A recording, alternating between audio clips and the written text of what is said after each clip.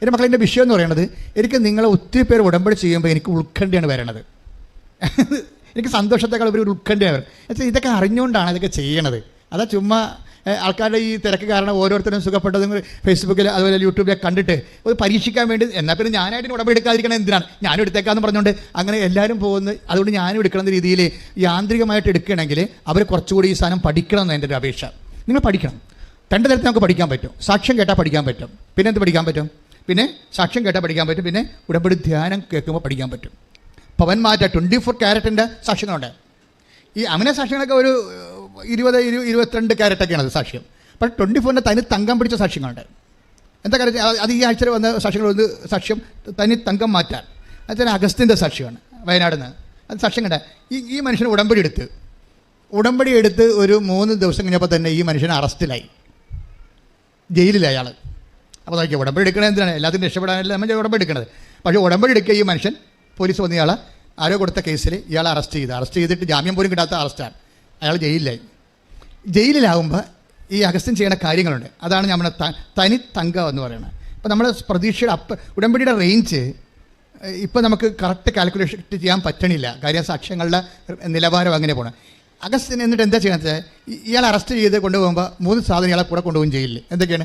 ഉടമ്പടി കാശ് രൂപ, പിന്നെന്താണ് ഉടമ്പടി ബുക്ക്, പ്രാർത്ഥനാ ബുക്ക്, പിന്നെന്താണ് ഉടമ്പടി പത്രം. ഈ 3 കൊണ്ടാണ് ജയിലിൽ പോണത്.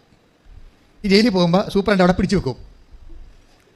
ഈ ഇതൊന്നും ജയിലിൽ കയറ്റാൻ പറ്റത്തില്ല. പത്തിയാണല്ലേ, അവസാനം ഇവിടം വരെ എത്തിയല്ല, ആളെ കളിയാക്കും.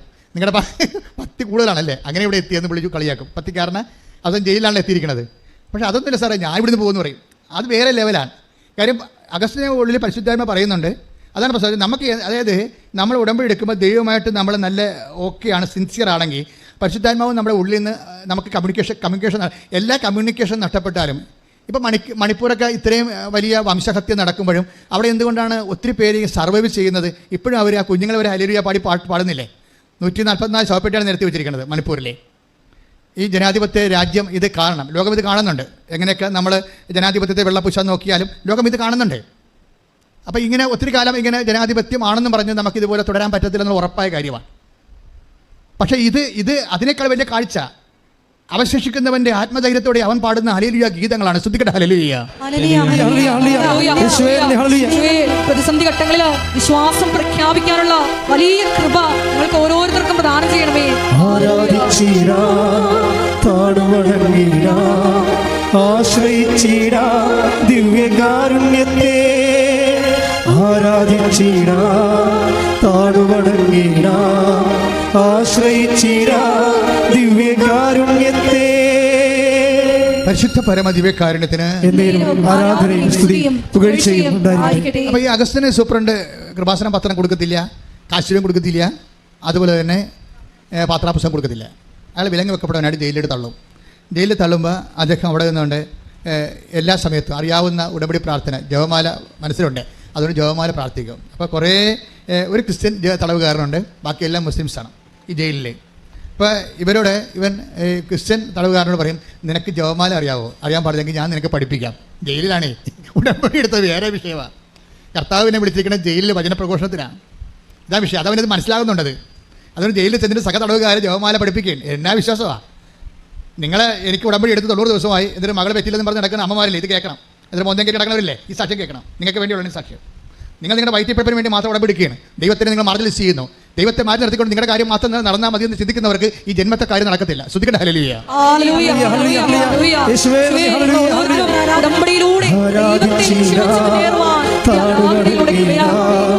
ആശ്രയിച്ചിടാ ദിവ്യകാരുണ്യത്തെ, ആരാധിച്ചിടാ താടുവണങ്ങിടാ, ആശ്രയിച്ചിടാ ദിവ്യകാരുണ്യത്തെ. അപ്പോൾ അഗസ്റ്റിൻ ഒരു പ്രാർത്ഥന കർത്താവിനോട്, ഉടമ്പടി ഇല്ലാത്തൊരു പ്രാർത്ഥന പ്രാർത്ഥിക്കും. എന്താ പ്രാർത്ഥന? കർത്താവേ, നിന്നെ ഞാൻ വിളിച്ചപേക്ഷിക്കുകയാണ്. നിന്നെ വിളിച്ചപേക്ഷിച്ചതാണ് എന്നെ ആക്ഷേപിച്ചത്. എന്നെ ആക്ഷേപിച്ചതിൻ്റെ സൂപ്രണ്ടിൻ്റെ മുമ്പിൽ കൂടി നീ ആരാണെന്ന് പ്രഘോഷിച്ചുകൊണ്ട് എനിക്ക് തിരിച്ചു പോകണം. അതാണ് അവൻ്റെ പ്രാർത്ഥന. അപ്പോഴും പ്രാർത്ഥിക്കുന്നത് എന്താണ്? ദൈവനാമം മഹത്വപ്പെടണമെന്നാണ് പ്രാർത്ഥിക്കുന്നത്. മനസ്സിലായില്ല? എൻ്റെ പിന്നീട് എന്താണ്? അതിൽ പ്രതികാരമൊന്നുമല്ല. ദൈവനാമം മഹത്വപ്പെടണം. ഇനി ദൈവവേദന ഈ അടയാളങ്ങൾ പോലും എന്തിനുള്ളതാണ്? നിങ്ങൾക്ക് ഉടമ്പടിയുടെ ഏറ്റവും ഷോർട്ട് കട്ട് എന്താണെന്ന് അറിയാമോ? നിങ്ങൾ നിങ്ങളുടെ വിഷയങ്ങളുടെ മേലെല്ലാം ദൈവനാമം മഹത്വപ്പെടണമെന്ന് പ്രാർത്ഥിച്ചാൽ മതി. ദൈവനാമം മഹത്വപ്പെട്ടാൽ ഇവിടെ വന്ന് പ്രാർത്ഥിച്ച് നിങ്ങൾ ആ പ്രാർത്ഥന ദൈവം ഏറ്റെടുത്താൽ ആ സെക്കൻഡിന് മിന്നൽ പോലെ അടയാളം വരും. ഇപ്പോൾ തന്നെ അഗസ്റ്റിൻ്റെ കാര്യം എടുക്കാം. അഗസ്റ്റിൻ എന്താ സംഭവിച്ചിരിക്കുന്നത്? അഗസ്റ്റ് 3 ദിവസം പ്രാർത്ഥിച്ചത് എന്താണ്?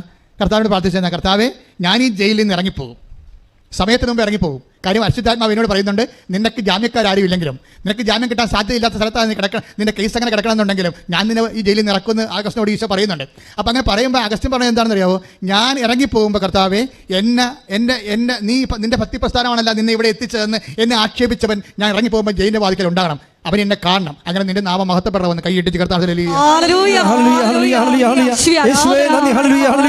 ഇത് പ്രാർത്ഥിച്ച് തീരുമ്പോൾ ഒരു സംഭവം നടക്കും. ജയിലിൽ 3-ാം ദിവസം എന്താ സംഭവിച്ചെന്ന് അറിയാമോ? ഈ ജയിൽ വാർഡനെ അവിടുന്ന് ആ വാർഡിൽ നിന്ന് മാറ്റും. എന്ന് വെച്ച് കഴിഞ്ഞാൽ അഗസ്റ്റിനെ വേറെ ഒരു ജയിലിൻ്റെ വാർഡിലേക്ക് കൊണ്ടുപോകും. ട്രാൻസ്ഫർ കിട്ടും, ജയിലിൽ ട്രാൻസ്ഫർ. നിങ്ങളവർക്ക് പ്രാർത്ഥിക്കുമ്പോൾ ജയിലിൽ ട്രാൻസ്ഫർ കിട്ടും. എന്ത് കാണിക്കാനാണ്? ജയിലിൽ നിന്ന് വേറെ ജയിലിലേക്ക്. പക്ഷേ അവിടെ എന്നാ പറ്റുമെന്ന് വെച്ചാൽ അഗസ്റ്റിനെ അറിയുന്ന സ്നേഹം കാണിക്കുന്ന ഒരു വാർഡനെ കിട്ടും. അപ്പോൾ വാർഡനോട് ഇപ്പം പറഞ്ഞ ഇത്രയേ ഉള്ളൂ, സാറേ എനിക്കൊരു ഉപകാരം ചെയ്യണം, മറ്റേ സൂപ്രണ്ട് എൻ്റെ ഉടമ്പടി കാശുവരെ പിടിച്ചു വെച്ചിട്ടുണ്ട്. മറ്റേ സൂപ്രണ്ട് എൻ്റെ ഉടമ്പടി കൃപാസനം പത്രം മേടിച്ച് വെച്ചിട്ടുണ്ട്. മറ്റേ സൂപ്രണ്ട് എൻ്റെ പ്രാർത്ഥന മേടിച്ച് വെച്ചിട്ടുണ്ട്. ആ പ്രാർത്ഥനാ പുസ്തകം ഇങ്ങനെ തന്നാൽ ഞാനിവിടെ ഓക്കെ ആണെന്ന് പറയും. എന്താ കാര്യം? പ്രാർത്ഥനാ പുസ്തകം കിട്ടിയാൽ എനിക്ക് പ്രാർത്ഥിക്കാൻ പറ്റും. പിന്നെ ഇവൻ്റെ ജയിലൊന്നും എനിക്ക് പ്രശ്നമില്ല. എൻ്റെ മക്കളെ, ഇത് വേറെ ഒരു ലെവലാണ് ഈ സംഭവം.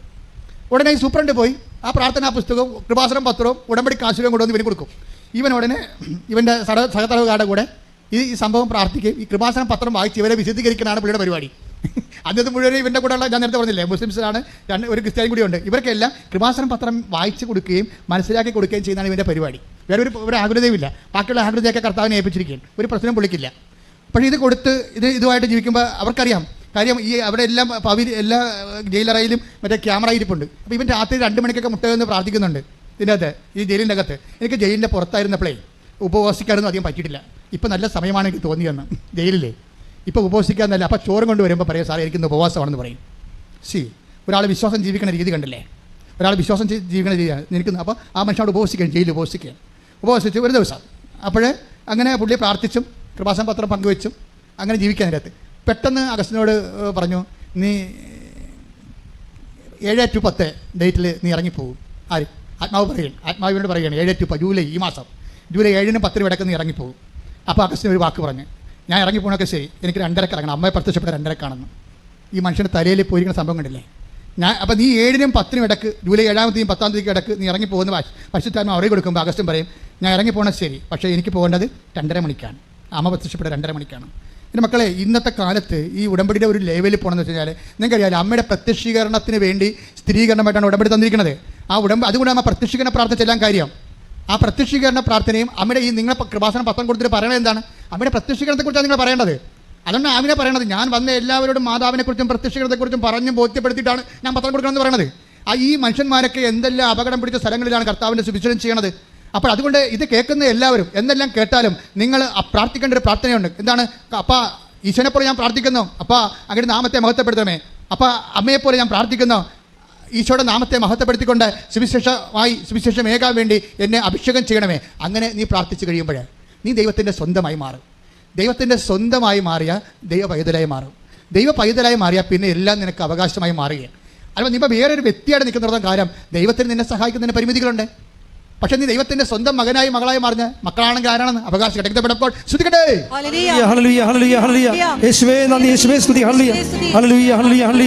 റോമ 8:17 നാം മക്കളെങ്കിൽ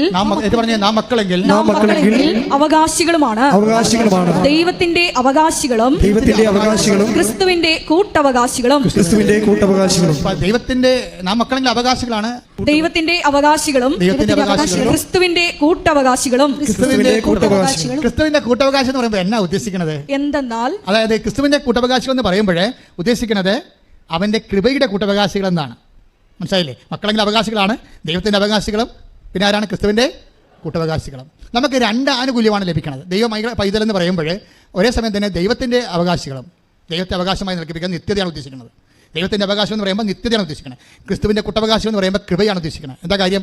അവന്റെ നാമത്തിൽ വിശ്വസിക്കുന്നവർക്കെല്ലാം പറഞ്ഞേ, അവന്റെ നാമത്തിൽ വിശ്വസിക്കുന്നവർക്കെല്ലാം കൃപയ്ക്ക് മേൽ കൃപ ലഭിച്ചിരിക്കുന്നു. അവന്റെ നാമത്തിൽ വിശ്വസിക്കുന്നവർക്കെല്ലാം കൃപയ്ക്ക് മേൽ കൃപ ലഭിച്ചിരിക്കുന്നു. ഈ ക്രിസ്തുവിന്റെ കൂട്ടവകാശികൾ, take the word of God, ദൈവത്തിന്റെ അവകാശികളും ക്രിസ്തുവിന്റെ കൂട്ടവകാശികൾ. അപ്പോൾ അതെന്താണെന്ന് അച്ഛൻ പറഞ്ഞത്? അത് അവന്റെ നാമത്തിൽ വിശ്വസിക്കുന്നവർക്കെല്ലാം. യോഹന്നാൻ 2:1-12. യോഹന്നാൻ 1:12 യോഹന്നാൻ 1:12. അതെ. തന്നെ സ്വീകരിച്ചവർക്കെല്ലാം പറഞ്ഞ തന്നെ സ്വീകരിച്ചവർക്കെല്ലാം തന്റെ നാമത്തിൽ വിശ്വസിക്കുന്നവർക്കെല്ലാം തന്റെ നാമത്തിൽ വിശ്വസിക്കുന്നവർക്കെല്ലാം ദൈവമക്കളാകാൻ ദൈവമക്കളാകാൻ അവൻ കഴിവ് നൽകി. അപ്പോൾ നമുക്ക് ദൈവത്തിന്റെ അവകാശം എന്ന് പറയുമ്പോൾ ഒന്ന് ദൈവമക്കളാകാനുള്ള കഴിവാണ്. അത് നമുക്ക് കിട്ടുന്ന അവകാശം നിത്യതയാണ്. പിന്നെ എന്താ ക്രിസ്തുവിന്റെ കുട്ടവകാശികൾ എന്ന് പറഞ്ഞിരിക്കുമ്പോൾ എന്താ ലഭിക്കുന്നത്? യോഹന്നാൻ 1:16 ലഭിക്കുന്നത്. Take the word of God. സ്തുതിക്കട്ടെ, ഹല്ലേലൂയ. യോഹന്നാൻ 1:16 അവന്റെ പൂർണ്ണതയിൽ നിന്ന് നാം എല്ലാം കൃപയ്ക്കുമേൽ കൃപ സ്വീകരിച്ചിരിക്കുന്നു. ഗ്രേസ് അപ്പോൺ ഗ്രേസ്, കൃപയ്ക്ക് മേൽ കൃപ. Praise the Lord. കൃപയ്ക്ക് മേൽ കൃപ ലഭിക്കണമെങ്കിൽ എന്ത് ചെയ്യണം? ക്രിസ്തുവിന് കൃപ ലഭിച്ചത് എങ്ങനെയാണ്? ഇതാ ഞാൻ മഹത്വപ്പെടുത്തിയിരിക്കുന്നു, ഇനി മഹത്വപ്പെടുത്തുമെന്ന് പറഞ്ഞത് എന്തിനെക്കുറിച്ചാണ്? ക്രിസ്തുവിന്റെ കുരിശാരോഹണത്തെ ദൈവം മഹത്വപ്പെടുത്തുമെന്നാണ് പറഞ്ഞിരിക്കുന്നത്. ക്രിസ്തുവിന് കൃപ ലഭിച്ചത് എങ്ങനെയാണ്? ക്രിസ്തു പാപത്തിന് പരിഹാരമായിട്ട് കുരിശെടുത്തപ്പോഴാണ് ക്രിസ്തു കുരിശുമരണത്തിൽ മഹത്വപ്പെട്ടതെങ്കിൽ ഒരു മനുഷ്യൻ അവന്റെ നാമത്തിൽ വിശ്വസിക്കുന്നവർക്കെല്ലാം, അവന്റെ കുരിശുമരണത്തിൽ വിശ്വസിക്കുന്നവർക്കെല്ലാം, അവന്റെ കുരിശുമരണം നമ്മുടെ പാപത്തിന് പരിഹാരമാണെന്ന് വിശ്വസിച്ചുകൊണ്ട് പാപത്തിന് പരിഹാരം ചെയ്യുന്നവർക്കെല്ലാം, പാപത്തെ വെറുത്തുപേക്ഷിക്കുന്നവർക്കെല്ലാം, അവന്റെ നാമത്തിൽ വിശ്വസിക്കുന്നവർക്കെല്ലാം കൃപയ്ക്ക് മേൽ കൃപ ലഭിച്ചിരിക്കുന്നു പറയുമ്പോൾ നമുക്ക് ലഭിക്കുന്നത് എന്താണ്? അവന്റെ കൂട്ടവകാശം എന്ന് പറയുമ്പോൾ എന്താ നമുക്ക് ലഭിക്കുന്നത്? 8:17 പറഞ്ഞ റോമായിൽ പറയുന്ന യേശുവിന്റെ കൂട്ടവകാശം എന്ന് പറയുമ്പോൾ നമുക്ക് ലഭിക്കുന്നത് എന്താണ്? ഈ കൃപയുടെ അവകാശികളാണ്. നമുക്ക് കൃപയാണ് ലഭിക്കുന്നത്. കൃപ എന്ന് പറയുന്നത് എന്താണ്? ദൈവത്തിന്റെ ശക്തിയാണ്. ഇപ്പൊ അഗസ്റ്റിന് കിട്ടിയിരിക്കുന്നത് എന്താണ്? ദൈവത്തിന്റെ ശക്തിയാണ്. അഗസ്റ്റിന് കിട്ടിയിരിക്കുന്നത് എന്താണ്? ഈ ജയിലിൽ കിടന്നുകൊണ്ട് ദൈവത്തെ നാം വിളിക്കാനുള്ള ആത്മശക്തി ലഭിച്ചിരിക്കുകയാണ്. ഈ ആത്മശക്തിയാണ് ശരിക്കും പറഞ്ഞാൽ നമ്മുടെ അനുഗ്രഹത്തിന്റെ മുകളിലുള്ളത്. അതിന് അറിയണം. എഫേസ്യസ് 3:16 അവിടുത്തെ മഹത്വത്തിന്റെ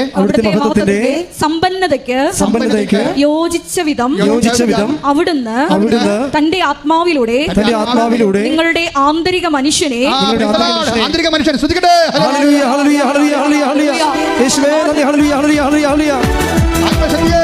ആത്മശക്തിയെ ഇറങ്ങി എന്നിൽ വാ, ഇറങ്ങി എന്നിൽ വാ, മഴ പോലെ പെയ്തിറങ്ങി വാ, മഴ പോലെ പെയ്തിറങ്ങി വാ. സ്വർഗീയത്തിയെ ഇറങ്ങി എന്നിൽ വാ, ഇറങ്ങി എന്നിൽ വാ, മഴ പോലെ പെയ്തിറങ്ങി വാ, മഴ പോലെ പെയ്തിറങ്ങി വാ. ആരാധനയും സ്തുതിയും പുകഴ്ചയും ഉണ്ടായിരിക്കട്ടെ. ദൈവനാമം മഹത്വപ്പെട്ട് കഴിയുമ്പോൾ നമുക്ക് ലഭിക്കുന്നത് എന്താണ്? ആത്മശക്തിയാണ്. എഫേസ്യസ് 3:16 അവിടുത്തെ മഹത്വത്തിന്റെ സമ്പന്നതയ്ക്ക് യോജിച്ച വിധം അവിടുന്ന് തന്റെ ആത്മാവിലൂടെ നിങ്ങളുടെ ആന്തരിക മനുഷ്യനെ ശക്തിപ്പെടുത്തണമെന്നും വിശ്വാസം വഴി ക്രിസ്തു നിങ്ങളുടെ ഹൃദയങ്ങളിൽ വസിക്കണമെന്നും നിങ്ങൾ സ്നേഹത്തിൽ വേരുവാകി അടിയുറയ്ക്കണമെന്നും ഞാൻ പ്രാർത്ഥിക്കുന്നു. കണ്ടില്ലേ എവിടെയായത് പോണെന്ന് നോക്കിയേ? സ്നേഹത്തിൽ വേരിപ്പാക്കി നിങ്ങൾ ക്രിസ്തുവിനെ പ്രതി, ക്രിസ്തുവിനുള്ള സ്നേഹത്തെ പ്രതി നിങ്ങളുടെ സഹോദരങ്ങളെയും ഈ ലോകത്തെ തന്നെ സ്നേഹിക്കുന്നതിലൂടെ എന്താ സംഭവിക്കുന്നത്? ആത്മശക്തിയുടെ അഭിഷേകം ലഭിക്കുകയാണ്. അതുകൊണ്ടാണ് 1 കൊരിന്ത്യസ് സ്നേഹം എല്ലാത്തിനും അതിജീവിക്കുന്ന. സ്നേഹം സകലതും സഹിക്കുന്നു, സകലതും വിശ്വസിക്കുന്നു, സകലതും പ്രത്യാശിക്കുന്നു, സകലത്തെയും അതിജീവിക്കുന്നു.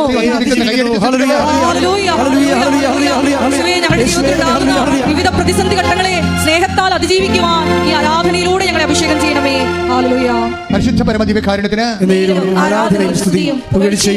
ഈ എല്ലാത്തിനെയും അതിജീവിക്കുന്ന 1 കൊരിന്ത്യസ് 13:7 ദൈവസ്നേഹത്തെ കുറിച്ചാണ് ഇവിടെ എഫേസ്യസ് 3:17 വായിക്കുന്നത്. സ്തുതിക്കട്ടെ, ഹല്ലേലൂയ, ഹല്ലേലൂയ, ഹല്ലേലൂയ, ഹല്ലേലൂയ. യേശുവേ നന്ദി, ഹല്ലേലൂയ, ഹല്ലേലൂയ. വിശ്വാസം വഴി ക്രിസ്തു നിങ്ങളുടെ ഹൃദയങ്ങളിൽ വസിക്കണമെന്നും വിശ്വാസം വഴി ക്രിസ്തു നിങ്ങളുടെ ഹൃദയങ്ങളിൽ വസിക്കണമെന്നും നിങ്ങൾ സ്നേഹത്തിൽ വേരുവാകി അടിയുറയ്ക്കണമെന്നും ഞാൻ പ്രാർത്ഥിക്കുന്നു. അപ്പോസ്തലന്റെ പ്രാർത്ഥനയാണ്. അപ്പോസ്തലൻ എഫേസ്യ സഭയ്ക്ക് വേണ്ടി പ്രാർത്ഥിക്കുകയാണ്. എല്ലാ സഭകൾക്കും വേണ്ടിയുള്ള അപ്പോസ്തലന്റെ സ്വപ്നം അതാണ്. എന്താണ്? നിങ്ങൾ ക്രിസ്തുവിന്റെ വിശ്വാസത്തിൽ ക്രിസ്തു നിങ്ങൾ ജീവിക്കണം. പിന്നെന്താണ്? അത് നിങ്ങൾക്ക് ശക്തിപ്പെടുത്തണം. ശക്തിയെക്കുറിച്ച് പറഞ്ഞേ, ശക്തിയെക്കുറിച്ച് വായിച്ചേ. സ്തുതിക്കട്ടെ, ഹല്ലേലൂയ. അവിടുത്തെ മഹത്വത്തിന്റെ സമ്പന്നതയ്ക്ക് യോജിച്ച വിധം അവിടുത്തെ മഹത്വത്തിന്റെ സമ്പന്നതയ്ക്ക് യോജിച്ച വിധം അവിടുന്ന് തന്റെ ആത്മാവിലൂടെ നിങ്ങളുടെ ആന്തരിക മനുഷ്യനെ ശക്തിപ്പെടുത്തണമെന്ന്. ആന്തരിക മനുഷ്യന്റെ ശക്തീകരണം അഗസ്റ്റിന് സംഭവിക്കുന്നത് അതാണ്. എഫേസ്യസ് 3:17 പറയുന്ന ആന്തരിക മനുഷ്യന്റെ ശക്തീകരണമാണ് ഈ അഗസ്റ്റിന് സംഭവിക്കുന്നത്. എന്താണ്? അതുകൊണ്ടാണ് ജയിലിൽ കിടന്നത്. ഈ മനുഷ്യൻ ആ ശക്തിയിലാണ്, ആന്തരിക മനുഷ്യന്റെ ശക്തിയിലാണ് ഈ മനുഷ്യൻ പറയുന്നത്. എന്താണ്? അയാളുടെ മുമ്പേ വിശ്വസിച്ച് തന്നെ ഞാൻ ഇറങ്ങിപ്പോകും, ഞാൻ ജാമ്യം എടുക്കാനോ അല്ലെങ്കിൽ എനിക്ക് ജാമ്യക്കാരോ ആരുമില്ല. എൻ്റെ ജാമ്യം ആരാണ്? എൻ്റെ അമ്മയാണ് എൻ്റെ ജാമ്യം, പരിശുദ്ധ അമ്മ എന്നെ ഇറക്കും. അപ്പോൾ ആത്മാവ് പറയും നിന്നെ ഇറക്കാൻ തീരുമാനിച്ചിട്ടുണ്ട്. അപ്പോൾ ഉടനെ തിരിച്ച് ദൈവത്തോട് അവൻ പറയും എന്താണ്, എന്നെ ഇറക്കണമെങ്കിൽ അമ്മ പ്രത്യക്ഷപ്പെട്ട സമയത്ത് ഇറക്കണമെന്ന്. ആ പറഞ്ഞ 2.5 മണിക്കൂർ 3 ദിവസം കഴിയുമ്പോൾ ആ പറഞ്ഞ 2.5 മണിക്കൂർ ഇവൻ ഈ കൃപാസനം പത്രവും കാശ് രൂപ എടുത്തുകൊണ്ട് ജയിലിൻ്റെ പുറത്തോട്ട് ഇറങ്ങി വരും. ശ്രുതികട്ടെ ഹല്ലേലൂയ. Hallelujah, hallelujah, hallelujah. യേശുവേ ഹല്ലേലൂയ, ഹല്ലേലൂയ, ഹല്ലേലൂയ, ഹല്ലേലൂയ, യേശുവേ സ്തുതി, ഹല്ലേലൂയ.